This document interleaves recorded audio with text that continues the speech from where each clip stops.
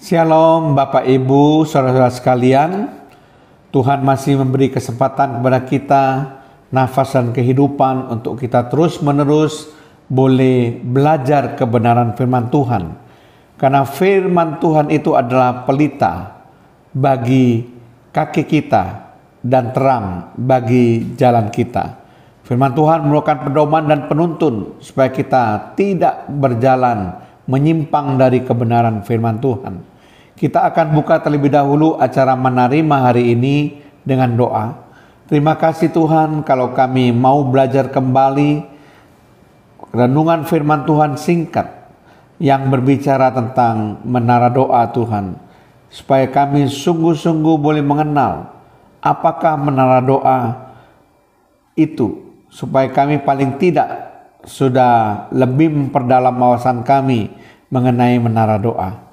Terima kasih Tuhan, dalam nama Tuhan Yesus Kristus. Haleluya, amin. Bapak Ibu saudara sekalian, topik yang kita bahas tetap topik yang masih berseri, yaitu menara doa bagian yang ke-6. Sekali lagi, topik yang akan kita angkat kali ini adalah menara doa bagian yang ke-6. Di dalam menara doa bagian yang ke-6 ini, saya khusus akan membahas mengenai kualifikasi pasukan doa menara doa. Sekali lagi saya akan berbahas tentang kualifikasi pasukan doa menara doa.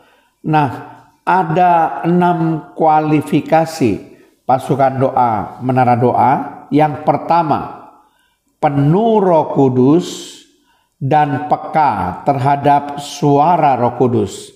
Itu bisa dibaca dalam Galatia pasal yang ke-5 ayat yang ke-25. Demikianlah bunyi firman Tuhan. Jikalau kita hidup oleh roh besar berarti Roh Kudus, baiklah hidup kita juga dipimpin oleh roh. Ya, jadi hidup kita ini harus dipimpin oleh roh. Roh ini roh huruf besar, R-nya adalah Roh Kudus. Demikian juga pasukan doa, menara doa, hidupnya harus dipimpin oleh Roh Kudus. Pasukan doa, menara doa itu harus penuh dengan Roh Kudus dan peka terhadap suara Roh Kudus.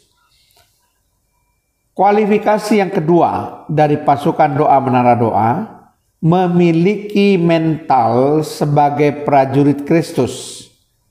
2 Timotius pasal 2 ayat 3 sampai 4. Demikian bunyi firman Tuhan. Ikutlah menderita sebagai seorang prajurit yang baik dari Kristus Yesus. Seorang prajurit yang sedang berjuang, tidak memusingkan dirinya dengan soal-soal penghidupannya, supaya dengan demikian ia berkenan kepada komandannya. Nah, itu adalah kualifikasi yang kedua, di mana pasukan doa, menara doa harus memiliki mental sebagai prajurit Kristus. Kualifikasi pasukan doa menara doa yang ketiga, memiliki jam dan kehidupan doa yang tetap sebagai gaya hidup. Itu bisa dibaca dalam 1 Tesalonika pasal yang ke-5 ayat yang ke-17. Demikian bunyi firman Tuhan, tetaplah berdoa.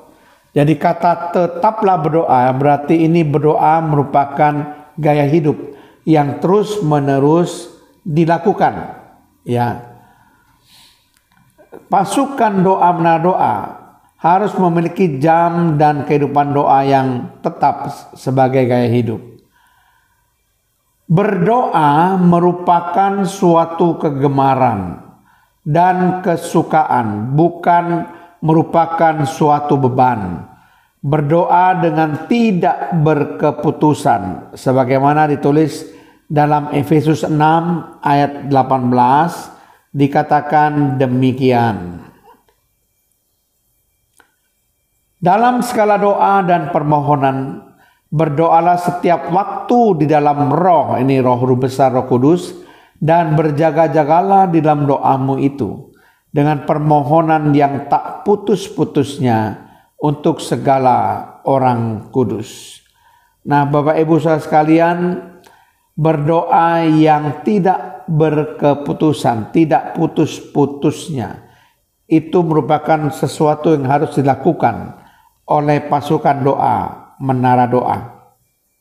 Pasukan doa Menara Doa harus menjaga api mezbah doa supaya tetap terus menyala. Dalam Imamat 6 ayat 12-13 dikatakan dengan sangat jelas, api yang di atas mezbah itu harus dijaga supaya terus menyala, jangan dibiarkan padam. Tiap-tiap pagi imam harus menaruh kayu di atas mezbah, mengatur korban bakaran di atasnya, dan membakar segala lemak korban keselamatan di sana. Harus dijaga supaya api tetap menyala di atas mezbah, janganlah dibiarkan padam. Jadi Bapak Ibu saudara sekalian, pasukan doa Menara Doa itu harus menjaga api mezbah doa terus menyala.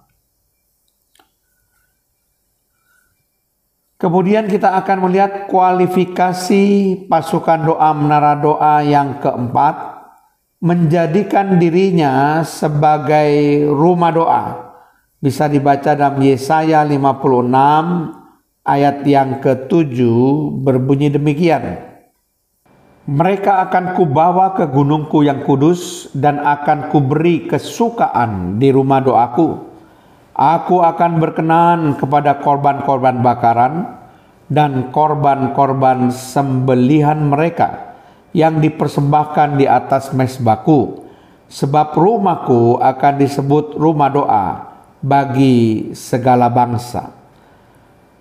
Kita akan melihat kualifikasi pasukan doa Menara Doa yang kelima, memiliki kesehatian dan kebersamaan. Filipi 2 ayat yang kedua. Demikian bunyi firman Tuhan. Karena itu sempurnakanlah sukacitaku dengan ini, hendaklah kamu sehati sepikir, dalam satu kasih, satu jiwa, satu tujuan. Dan kita akan membahas kualifikasi pasukan doa Menara Doa yang keenam atau yang terakhir, memiliki komitmen terhadap waktu serta tanggung jawab rohani. Itulah kualifikasi pasukan doa Menara Doa. Ada 6 butir ya. Saya akan mereview atau mengulangi mengenai kualifikasi pasukan doa Menara Doa. Butir yang pertama, penuh Roh Kudus dan peka terhadap suara Roh Kudus. Butir yang kedua, memiliki mental sebagai prajurit Kristus. Butir yang ketiga, memiliki jam dan kehidupan doa yang tetap sebagai gaya hidup. Berdoa merupakan suatu kegemaran dan kesukaan, bukan merupakan suatu beban. Berdoa dengan tidak berkeputusan, menjaga api mezbah doa tetap terus menyala.